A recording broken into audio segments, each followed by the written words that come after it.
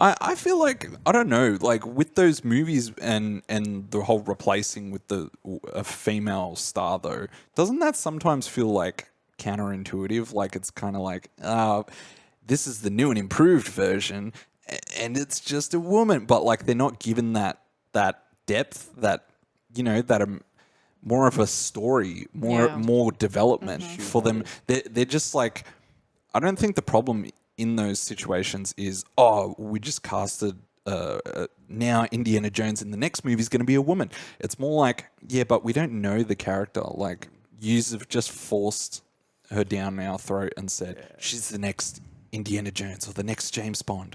And it's like, but what's her character? She's great at everything. Yeah. She's perfect at everything. She has no character flaws whatsoever. Yeah. I think I'm on the fence with that. Like, I think it's by case basis. Like, True. some of them I think are done really well and get criticism that they don't deserve.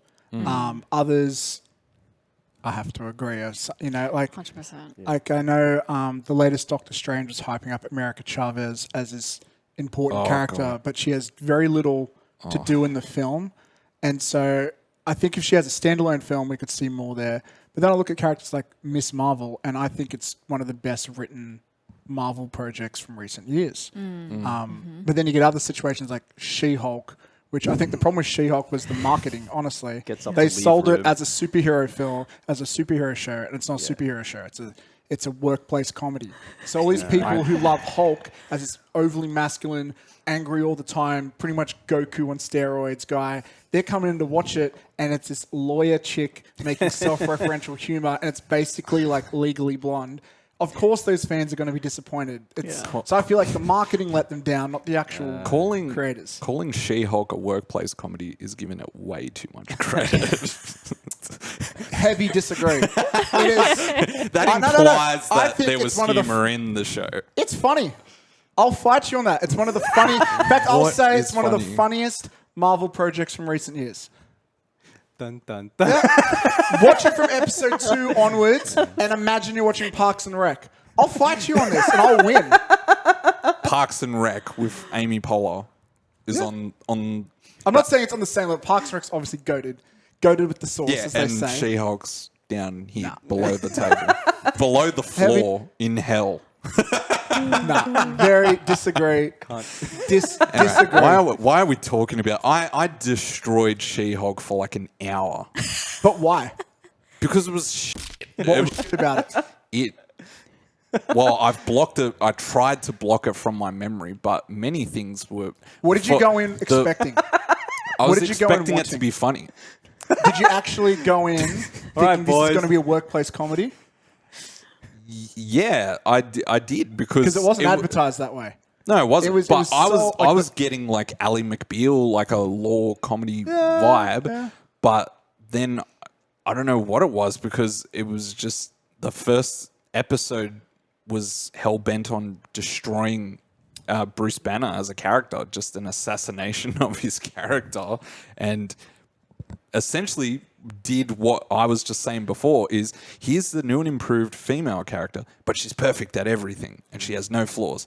And what's that actress's name? Tatiana Maslany. Really good actress, but the character like has nothing likable about her. Disagree. I thought she was really quirky. I'll say something that'll blow your mind because this blew my mind on a different podcast I was on. I was talking about it. So apparently with She-Hulk, the first episode was originally meant to be episode 8. So you remember how there's a line at the start where she goes, I better explain to you how I got my powers now. It's all you're going to be talking about. Apparently the first episode was episode 2 and they just started her as She-Hulk. And then and then it was meant to be later on because they wanted to get straight into the workplace comedy stuff. And then later on they were like, going to have a flashback, and there's going to be a flashback episode of her origin story. But then, like, feedback was, people kept wondering why she got superpowers. So that's why the first episode is the origin story, and that's what I think is the biggest flaw with the show, because that is the most superhero-y episode, and then the rest of it is a completely almost different genre. And I feel like that really up the. That's a massive problem for Yeah. audiences. It is a big problem. You're essentially saying like, that's like me selling a car to someone and being like, you're driving a Porsche, and then the next day it's like it's a Toyota Camry. Yeah. And so that's what I was saying about the marketing, because also the marketing, most of the stuff they showed was from that first episode. That's so painful. So I What a feel bait and switch. if they Bait and didn't do switch. that, I honestly think the entire discourse would be different. But also, the assassination of Hulk started in Avengers Endgame, I'd say. Yeah, that's a good point. And it all comes down to, as always, the problems at Marvel is legal shit. They couldn't do a Hulk movie, so like, we'll just have your arc told over 5 other films. And of course, a good ending for Hulk's character is him not being angry anymore. But what happens is that they have to continue the character, so they put him in this, and so sexist dudes on the internet who hate women are just like, oh, well, how come you're trying to one-up Hulk? It's like, no, Hulk, this is his happy ending, is him being on a beach doing yoga.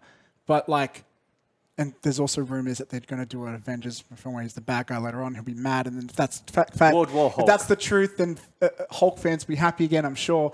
But like, when you give like the angry, cool, masculine dude happy on the beach vibes, that's going to disappoint his fans, 100%. But that's the problem with doing a She-Hulk show. You can't do it without Hulk.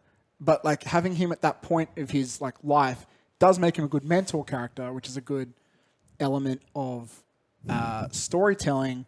But you know, these are the flaws when you have a massive franchise and you're like, there's no blueprint for doing this.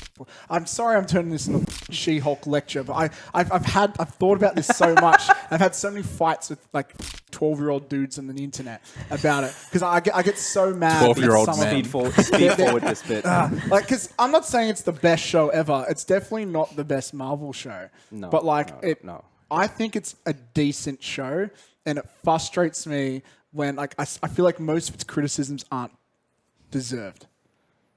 But that's so. Let's get on topic, because that could be a whole. On separate that note, podcast. if you want to hear me destroy She-Hulk for an hour, listen to my other episode.